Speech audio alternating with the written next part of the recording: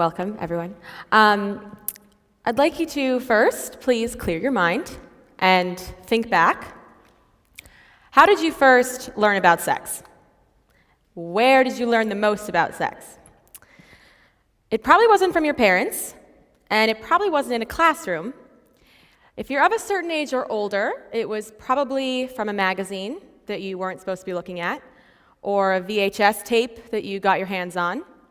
If you went through adolescence a little more recently, it was probably from a hardcore porn video on the internet. People have been looking to porn to find out about sexuality in their bodies for a long time. We learn a lot about sex from porn, good and bad, whether we like it or not. So why don't we think of porn as educational? Well, the media has always liked to sensationalize the problems of porn. Is porn harmful? Does it hurt children? You all remember Miriam Weeks, aka Belle Knox, the Duke University student who came out as a porn star. Well, she sparked yet another media frenzy about porn and women.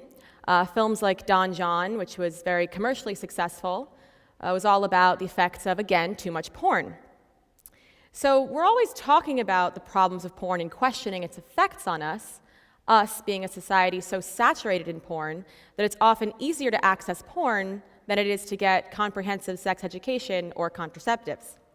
And it always seems to be a hot and trendy topic in our public discourse. And one side effect of that has been an increased general awareness of the growing industry of feminist porn. But an actual understanding of what feminist porn is and its message is often left out of the conversation because it's really easy to brush over and oversimplify in mass media. So feminists have been disagreeing about porn for a really long time. There were very vocal anti-porn feminists, very vocal pro-porn feminists, and a lot of feminists and academics in between. And the feminist discourse is often not found in this public debate. Feminists are less concerned with does porn hurt the children or is porn too explicit, and more concerned with does this promote violence against women? Does this promote unhealthy sexual attitudes? And just as importantly, does this cater to women's needs in any way, shape, or form? So anti-porn feminists argued that porn did, in fact, promote violence against women because it sexually dehumanized them. And so they wanted to ban pornography. Pro-porn feminists said that, yes, there are a lot of problems in porn, but banning it really isn't the answer because there are a lot of women that want to make porn and want to watch porn. The problem was that they really couldn't see themselves in the porn they were watching. They couldn't relate to it because it was so centered on the male perspective and the male experience, and on top of that, a really skewed version of the male experience. So feminists really wanted to make their own porn that didn't have all the problems in it that they were seeing in mainstream porn. So what were some of those problems that they were noticing? This is Dylan Ryan, a contemporary feminist porn star, and she's described the way women are portrayed in mainstream porn as vulnerable but hypersexual, passive but sexually desiring, ready for any sex act, but without the impetus to make it happen. It seemed as if sex was happening to these women rather than with them or because of their own choices or motivations. And I really love this quote because it really sums up so perfectly what I myself saw in a lot of porn over the years when doing my research on this topic. I have seen a lot of porn that I find really offensive and degrading and vulgar and misogynistic, but more often than that, I see porn like this. It's not outright offensive to me, it doesn't repulse me, but it's not interesting to me, I don't find it hot, and I'm somewhat uncomfortable with the vacant gaze behind the eyes of a lot of women in porn. And that vacant gaze is summed up so well by this quote, in that the objectification of women is tied into turning them into sexual objects to be looked at and played with, rather than sexual subjects who participate. So feminists wanted to make porn that didn't portray women in this way that's really problematic, limited, and frankly really boring. So much of feminist porn was born from lesbian and queer porn. Some of the biggest feminist publications were Bad Attitude and On Our Backs. On Our Backs got its name from the feminist anti-porn news journal Off Our Backs. And they were both started in 1984, and they were both lesbian erotica magazines. And On Our Backs was really important because it was the first erotica magazine that was run by women, and it was the first magazine in the US that was for lesbians, made by lesbians. There were a lot of lesbians in mainstream porn at the time, but they weren't there for other lesbians. They were there for the target audience of straight men. So having lesbians make porn for other lesbians was really important. So feminist porn is not the same as lesbian porn, but it was born around the same time that they were both branching off from the mainstream porn industry. So these are some famous feminist pornographers. On the left is Candido Royale. She started making porn in 1984, and her porn was very geared towards couples and women. And Tristan Taormino in the middle and Shine Louise Houston on the right are two contemporary pornographers today making feminist porn in an ethical way. So, more importantly, and the meat of the question, what does this porn actually look like? What makes it feminist? So, the Feminist Porn Awards was started by a Toronto-based adult store called Good For Her in 2006. And they came up with a set of criteria. It's exactly what it sounds like. It's an award ceremony for feminist porn. And they came up with a set of criteria for what they consider to be feminist porn. So, in order for it to be feminist porn, women have to be central to the conception, direction, and production, first and foremost. Women's pleasure has to be depicted as real. It has to depict real female orgasms and pleasure. And this is a really big one. A lot of mainstream porn has really unrealistic representations of female pleasure, and that's really not doing anyone any favors. And it has to depict real agency for all the performers, especially women. It has to have a more diverse representation of genders, sexualities, races, abilities, body types. And it also has to expand the boundaries of sexual representation on film. It has to challenge mainstream porn tropes in some way.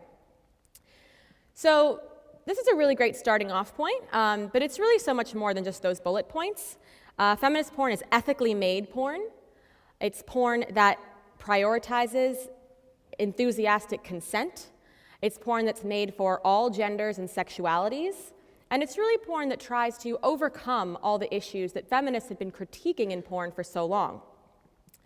So in mainstream porn, producers predetermine everything based on the profits they think they're going to get from an audience of straight white men. Feminist porn doesn't have this prearranged script and doesn't have the presumption of an all straight male audience or of a solely straight male audience. So you end up with something that's a lot more organic and catered to a much wider range of people that have often been ignored by the mainstream porn industry. So another part of what makes this porn feminist is what goes on behind the scenes. Feminist porn is ethically produced porn. So that means performers are paid a fair wage, their labor is valued, and their comfort, safety, and consent is valued and prioritized. Feminist pornographers really like to link the porn they make to the organic fair trade food movement, which makes sense if you think about it. They really want you to think about where does your porn come from, who's making your porn, under what conditions is your porn made, and who's profiting from your porn. They really want you to think about this, which is why it's called ethically produced porn. So another big part of what makes this porn feminist, and another part of this behind-the-scenes aspect, is the process through which they go about making it. They're very into a collaborative process. So instead of just a producer or director telling them you're going to do cunnilingus, fellatio, intercourse, ejaculation, okay. Instead of that, it's a lot more, the performers are valued for their opinion. So directors will get to know their performers before filming starts. They'll get to know their sexual desires and preferences. Performers often pick who they're going to have sex with on screen, what sex acts they'd like to do, what sex toys they'd like to use, and what they bring to set is valued. And they're often encouraged to lead a lot of the action themselves in order to give them more agency over the sex they're having. So something quite simple is actually very revolutionary. Just treating porn performers with respect and care and agency and listening to them and their desires actually allows them to explore areas of their sexuality without the threat of coercion and pressure that's often been very present for women in the mainstream porn industry. And so feminists really wanted to create this environment that was really safe for women to try out things and be free to do that. So in terms of diversity, which they were very passionate about when making their own porn, a lot of people think that it's just putting together a really diverse cast and calling it a day. But that's not really the case. There are very diverse casts in mainstream porn as well. But that doesn't mean that they're given any kind of sexual agency or respect. Queer women, big women, women of color, trans women, they all make an appearance in mainstream porn. But they're not there for other marginalized people to see themselves in it and be turned on by it. They're there, again, for a solely straight male audience. So they're often only in the scene to be used, degraded, or just really fetishized. And so feminists really wanted to make porn that was representative of all different kinds of people without stereotyping them and fetishizing them. So when I talk to people about this who aren't very familiar with it, they make a lot of assumptions, which aren't really accurate. And I'm sure some of you are making those assumptions right now, and it's okay, it happens a lot. So the first assumption I hear a lot is that people think feminist porn is very vanilla, it's very tame, it's very soft, it's romantic. And that's not the case. It can be, for sure. Candida Royale, who I showed you earlier, made porn for couples and women, and she described a lot of the porn she made as more holistic lovemaking. But it's not necessarily softer than mainstream porn. A lot of feminist porn today does have elements of BDSM in it. The point of feminist porn isn't to take out anything hardcore or kinky. It's more about providing a space in the industry, again, where women and men can, if they'd like, explore those areas of their sexuality, those questions of desire and power, in a safe environment, and do so of their own volition, not because they're being told to by a producer or director. Another big assumption that I hear a lot is that people think feminist porn, the directors have a list of sex acts that are acceptable in feminist porn and sex acts that are not acceptable in feminist porn. And that's also not the case. Yes, for a long time, feminists critiqued the mainstream porn industry's overemphasis on fellatio and male ejaculation and complete neglect of female pleasure. But that doesn't mean that there's a roster of good and bad things to put in feminist porn. It's more about creating a collaborative experience that's inherently feminist and not about policing which sex acts are feminist or not. So now that we've cleared up the assumptions, what's the point of all this? Why am I talking about it? So feminists are making porn, that's great, good for you. Porn has always acted as a kind of sex education, and one of the most unique things about feminist porn is its ability to change culture and educate people. Porn is now more accessible than ever before. It's often easier to access porn than it is to access comprehensive sex ed. So it's no surprise that porn has always kind of acted as a form of sex education. And this has always been especially true in the queer community, where relevant and accurate sex ed was even harder to find in the mainstream, let alone in schools. So some of you might have seen this going around for a while. These are the states that don't require any sex education or information about contraception. Actually, only 18 states require teachers to give any kind of information about contraception to students. These are the states where teachers in sex ed, if it's provided, must provide information about abstinence, but not about contraception. And these are the states where sex and HIV information, if provided, doesn't even have to be medically accurate. So that's obviously pretty abysmal when it comes to giving people any kind of objective information about their bodies or sexuality. And even in the places with comprehensive sex ed, that's one semester or year in school, that's not a lot. People continue to learn about sex well into adulthood. And it's really not the most engaging or interesting thing for young people. It's medical, it's technical, it talks about bodily functions, but not about the more complex side of sex and consent and the things that teenagers actually really want to know about and talk about. I remember my own sex education experience, which was very comprehensive, But it taught a lot of really subtle things about men and women's roles in sex. Because it has an emphasis on medical and technical, there was often lots of talk about male ejaculation as the end of sex. And female orgasm was kind of like a nice side effect, maybe. But because there wasn't any kind of visual way to pinpoint it, as there is with male ejaculation, it was kind of like, this is the clitoris, maybe it'll happen, good for you, but what we're going for is the very clear and easy to distinguish ejaculation. So it teaches young people really, really strong messages about who's the priority in what they're seeing, and mainstream porn really didn't help to combat that message. So the defense has often been given that no matter how degrading or misogynistic porn is, it's fantasy. It's just fantasy. And in theory, sexually active adults should be able to tell the difference between their sexual reality and their sexual fantasies. In theory, they should be able to assume that porn does not depict real sex. But what happens when people can't make that distinction because they've been denied a comprehensive sex ed that teaches them about sexual reality and overstimulated by the fantasy that porn provides? In theory, they start to have sex, encouraged to do so by pornography, lacking any of the resources that they would need, like information about consent and contraception and all the other complexities. And this is evident all over the country, with the US having a higher teen pregnancy rate than most other developed countries and a lot of abstinence-centered sex education.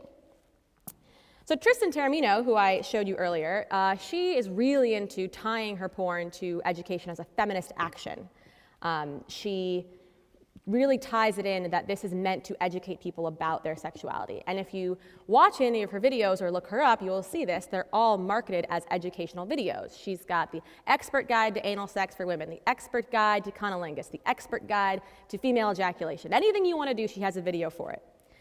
And she really talks about how this is the sex ed that you never had. This is your sex education that you were denied when you were younger. But even porn that doesn't have this educational style, see there's her with her poster board and her pointer, and she has narration and advice and reassurance. Even porn that isn't made in this very clearly educational style can still be very educational because it's culture, and we learn from culture all the time. So changing the way the media portrays something is in itself really educational. So I asked you earlier how you learned about sex when you were younger. Imagine if you could have learned about sex from ethical feminist porn as well as from a really comprehensive and sex-positive education. You might have had a really different blueprint for sex than you may have gotten. And all feminists are saying is we can't fight the fact that pornography has become one of the main ways we learn about sex. So why not harness it and use it as a tool to show really healthy, varied, interesting examples of human sexuality. And while we're at it, let's revamp sex education to be comprehensive, sex-positive, and talk about the issues of porn that the media wants to talk about now, but isn't putting into those education classes. That way, people not only watch porn, but will understand porn as well as porn in the larger context of their sex lives and society as a whole. So by depicting authentic, non-scripted, and diverse and authentic representations of sexuality, feminist porn can sexually educate and really revolutionize the public to have more healthy sexual relationships. Thank you.